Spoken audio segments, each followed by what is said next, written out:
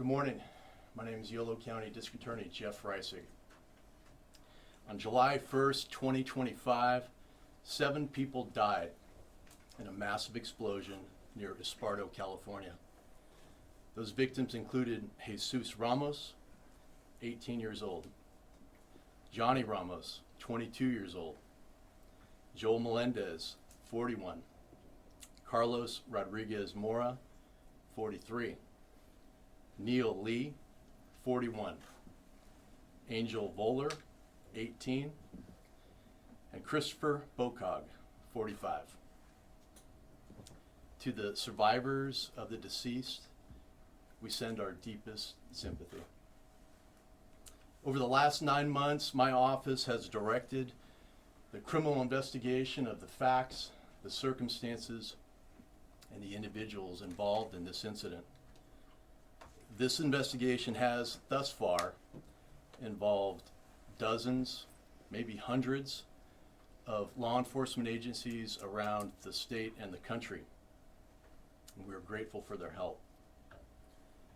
It has taken us across California, it's taken us across the nation, and it's even taken us across our national borders.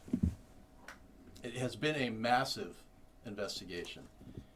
And certainly during my 20-year tenure as the DA, it has been the largest we've ever undertaken. We've attempted to leave no stone unturned. On April 3rd, Friday of last week, all of this effort culminated in the decision of an independent criminal grand jury to indict 8 individuals on a multitude of charges, including 5 defendants for second-degree murder related to the 7 individuals who died on July 1st. And, as you will hear in a moment, the grand jury also alleged a decade-long conspiracy by certain named defendants to construct a massive and illegal fireworks and explosives operation here in Yolo County. Yesterday, in the early morning hours, law enforcement teams from around the state and country arrested the individuals who had been indicted. Those people include Gary Chan, Jack Lee, Ronald Botello, Douglas Tollefson, Sam Machado, Tammy Machado, Kenneth Chi, and Craig Cutright. I'd like to give some special thanks to the following agencies who assisted in the apprehension of all those indicted.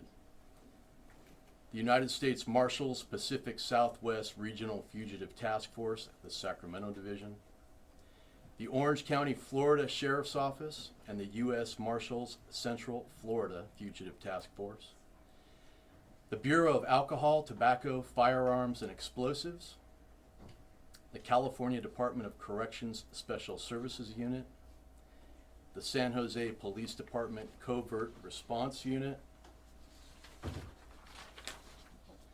the Yuba Sutter Regional SWAT Team, the Pinole Police Department, and the Sacramento County Sheriff's Department. Thank you to all of you. Now, before we review the details of the indictment, I do want to take a moment to introduce the district attorney team that has been working on this investigation from the get-go and will continue to be involved in the case until its ultimate conclusion. So standing to my right, I'll start with Chief Deputy District Attorney Melinda Aiello.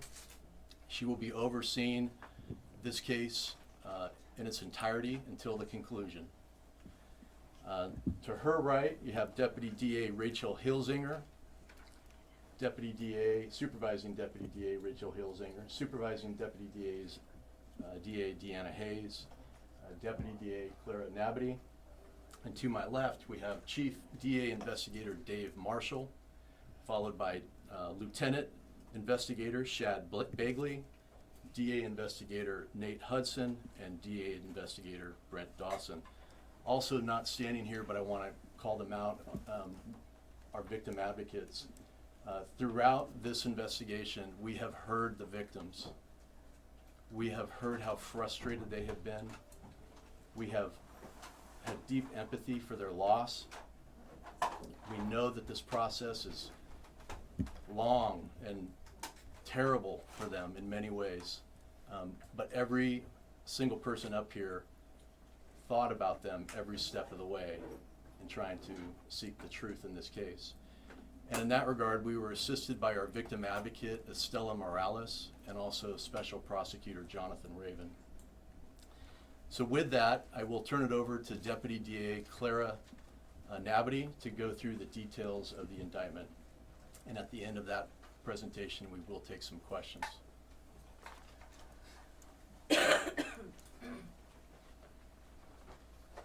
Thank you, District Attorney Rising. My name is Clara Nabity. I'm a Deputy DA here in Yolo County, and I can provide a brief explanation of the indictments which the court unsealed late yesterday. As District Attorney Rising said, last Friday, a Yolo County criminal grand jury returned 2 indictments. The first is a 30-count indictment. There's also a separate 5-count indictment, and these are both for crimes related to the deadly explosions in Esparto, California last July 1st. The most serious charges are 7 counts of second-degree murder for each of the victims who perished in the explosion: Christopher Bocog, Neil Lee, Joel Melendez Jr., Jesus Ramos, Johnny Ramos, Carlos Rodriguez Mora, and Angel Waller. The criminal grand jury indicted 5 people for those murders: Kenneth Chi, Jack Lee, Gary Chan, Douglas Tollefson, and Samuel Machado. To briefly explain, the initial blast occurred on the eastern portion of the Machado property, and that's where the devastating pyrotechnics operations were consolidated. The evidence shows that that initial blast caused the death of these 7 victims. The criminal grand jury returned the indictment charging with murder the 5 individuals they believe were responsible for that initial deadly explosion. The indictment also charges multiple counts of felony conspiracy against 7 individuals. There is substantial overlap in the overt acts for the conspiracies charged. So I'm going to summarize together counts 8, 10, and 13. Those counts allege a decade-long conspiracy which turned the property of a former Sheriff's Lieutenant, Sam Machado, into the Northern California hub for an illegal enterprise that imports and sells illegal explosives on the black market. This is not a case just about fireworks. They are devices that have so much more explosive fireworks than the law allows that they can't be considered fireworks. They are explosives, but they were designed and packaged for consumer sales under private labels. The indictment identifies certain of these private labels: Bean Deho branded devices affiliated with Kenny Chi, For the Streets branded explosives affiliated with Douglas Tollefson. Ron Botello's brands were Big Bully and Bad Dad, and Craig Cutright used the private label Double OG. The indictment alleges Kenneth Chi led the enterprise with Jack Lee and Doug Tollefson with the aid of Gary Chan. The indictment alleges Craig Cutright and Ronald Botello were part of devastating pyrotechnics, but that they focused on a separate company called Black Star Fireworks starting in about 2023, which also operated from the Machado property. Counts 29 and 30 are specific to the Black Star operation. The alleged overt acts in counts 8, 10, and 13 describe Samuel Machado's participation, included using his role as a trusted lieutenant to help shield the conspiracy as it expanded. And the expansion was significant. The indictment alleges the footprint of devastating pyrotechnics expanded from 13 storage containers on the Machado property in 2015 to more than 50 in 2025, in addition to a 5,000 square foot warehouse. Over those 10 years, the indictment alleges the illegal enterprise was able to import more than 11 million pounds of explosives and related materials. Approximately 1 million pounds were stored on the Machado property on July 1st, 2025. The indictment also describes overt acts related to licenses. The individuals charged, certain of them did hold certain licenses issued by ATF and CAL FIRE. Not one storage container on the Machado property was licensed by ATF. There is no CAL FIRE or other license that permits the storage of explosives near homes and public roadways. There are additional charges in the 30-count indictment against the 7 individuals. They include charges for a dangerous workplace, unlawfully causing a fire, insurance fraud by Kenneth Chi, and charges of child endangerment, animal cruelty, tax fraud, and possession of illegal assault weapons against Samuel Machado. As DA Reisig said, the investigation is not over. We remain fully committed to pursuing justice for the victims, and we can briefly take questions. And just a couple comments. So this is still an ongoing investigation. There still are individuals that are being investigated. We're not going to discuss any details about that. And frankly, because this is an indictment, we're not at a trial stage yet. We're very limited in what we can share with you at this stage of the proceedings. These people are presumed innocent until proven guilty. But the grand jury indictment is a significant step in the process, and we will do our best to answer questions given those caveats. So go ahead and shoot in the back. How will the people be arraigned? Will they be brought back to Yolo County, or will they be arraigned in the jurisdictions where they're being held right now? Good question. So the arraignments will take place on Monday at 1:30 in Department 1 for the individuals who have been booked into the Yolo County Jail, and I believe there are at least 5? I believe so. 5 who are booked in the Yolo County Jail, and then there were 2 that were arrested out of the area, far out of the area, one in Florida and another one up north, and so they will eventually be brought back and then arraigned and joined into the case. Can you talk a little bit about the child endangerment and animal cruelty charges that led to those? Claire? The evidence shows there was a substantial volume, and the indictment alleges there was a substantial volume of explosives, including illegal explosives, stored adjacent to a family pool, and approximately 1 million pounds of explosive material stored near a residence led the criminal grand jury to return indictments for animal cruelty and child endangerment. So we're talking about pets that were on the property Yes. and children of the Machados? Yes. You say that Sheriff Machado used his shield to shield the business basically from scrutiny. Can you detail that at all? Like, did that conspiracy work? The indictment includes a number of overt acts.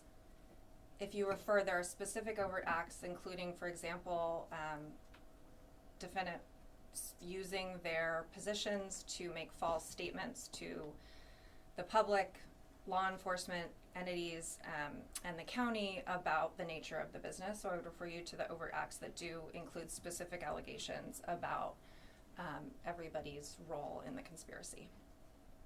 Can I ask on that too? Hi. So when you talk about that, I mean, these businesses were named and advertised over the course of this 10 years for small towns, cities, using these fireworks for their 4th of July festivities, and were named by, in documents at city council meetings. I mean, it was operating like a legal business. Can you talk a little bit to that? Was the, position of Machado part of that they were able to sell this to cities as an organization that was legal?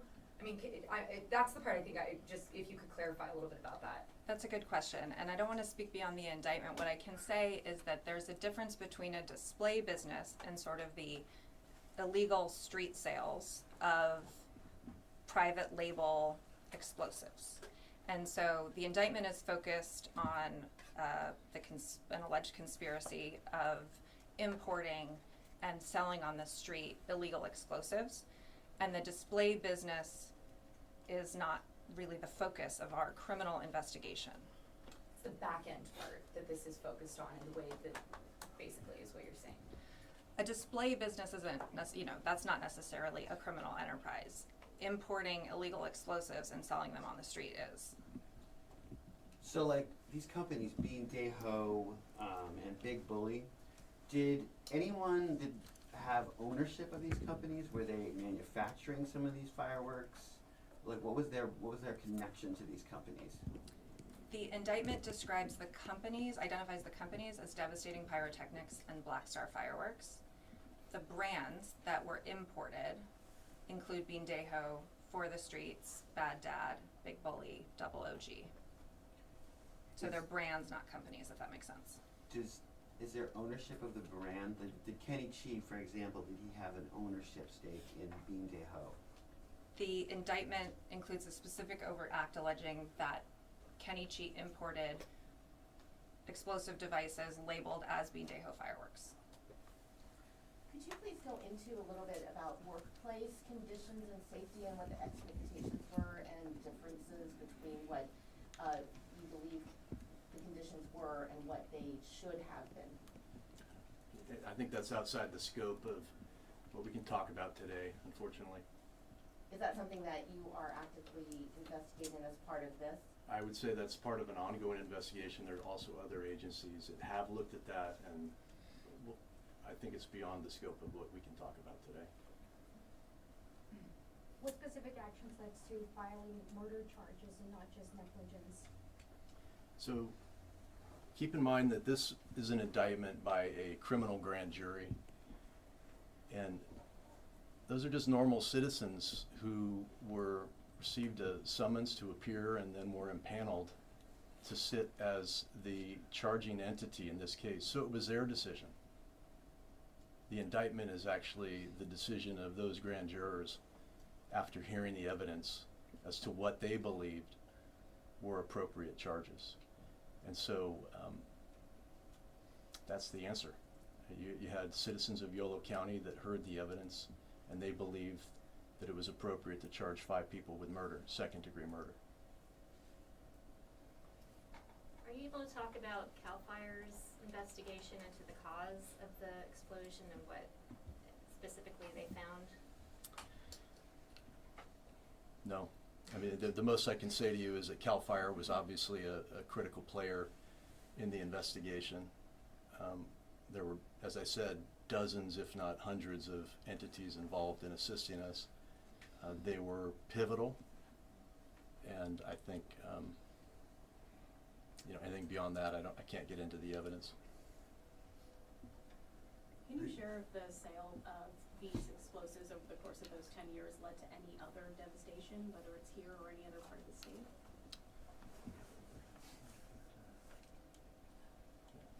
Yeah, we can't get into that, so sorry.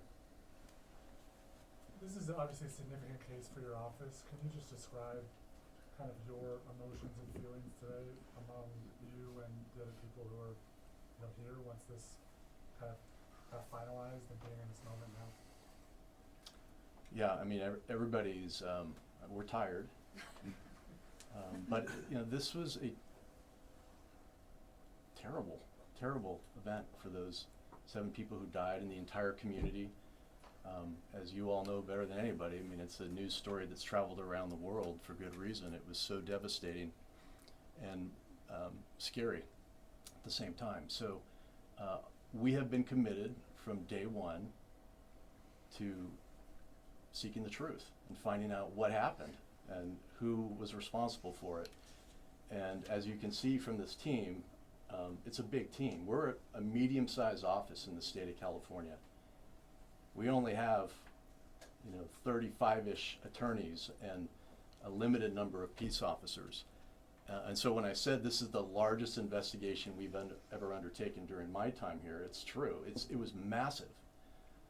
And we did have to rely upon agencies, the federal agencies, state agencies, local agencies, to assist us. But we really did seek to leave no stone unturned. I meant what I said, which is that we heard the victims loud and clear, even though we weren't telling them what we were doing. We had empathy for what was going on with them, and our goal all along has just been seek the truth and move the case along. And so, you know, the decision to impanel a grand jury was one that I made. And I made that decision because I have great confidence in the independence of the criminal grand jury and their ability to, if they decide, like they did in this case, to return a criminal indictment, is a very significant step in the process, because it is the conscience of the community when they come back with an indictment with charges of this magnitude. Again, these are just normal people who were brought in and sat as jurors and made these decisions. And so we believe that it's certainly, it's validation that we've done extensive good work, and but we're not done. The investigation's ongoing, and we won't be done for quite a while. And meanwhile, I just acknowledge again, I mean, the individuals who are indicted are presumed innocent until proven guilty. They all have competent lawyers. There's going to be years of litigation, I would presume, and that's how the system works. And we'll do our part in that. We are 3 months away for the 1-year mark on this tragic incident. What would be your message for the families today? Yeah, I think I've said it again and again. I mean, our heart is with them. We're deeply, we have deep empathy for their loss. As demonstrated today, we've been on it from day one. We're committed to pursuing this to the very end. We will be with them to the best we can with our victim advocates and our team. It's not going to be, it's going to be a marathon, not a sprint. And be patient. Can you talk In the about back? how Mr. Chi was able to obtain explosive permits, even though he apparently had felony convictions which barred him from getting such licenses? The indictment alleges the ATF license was held by Gary Chan, and that Kenny Chi held CAL FIRE licenses that did not permit, that did not authorize importing or possessing or selling explosives that are labeled 1.3G by the Department of Transportation. In the back? Can you talk a little bit about the assault weapons charges?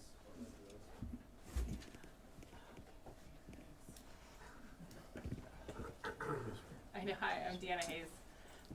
We were kind of compartmentalized a little bit, but we did then alleged in the information or in the indictment will show that on Mr. Machado's property, 4 separate assault weapons were seized in the aftermath of the explosion, and so those were found in the footprint of his home and of his warehouse, and so those are what led to the assault weapons were not licensed and were not registered as assault weapons under Mr. Machado or any other person that had the right to possess them.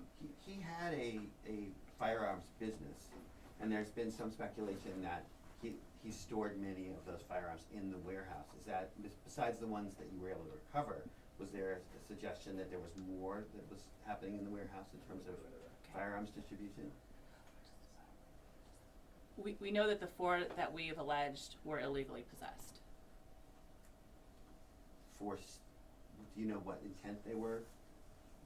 What intent he had with those weapons? I can't go into that. Okay. What type of weapons were they? I believe they are listed by name in the indictment. I think so they should be right there in the charges. All right, anything else? Okay, thank you, everybody.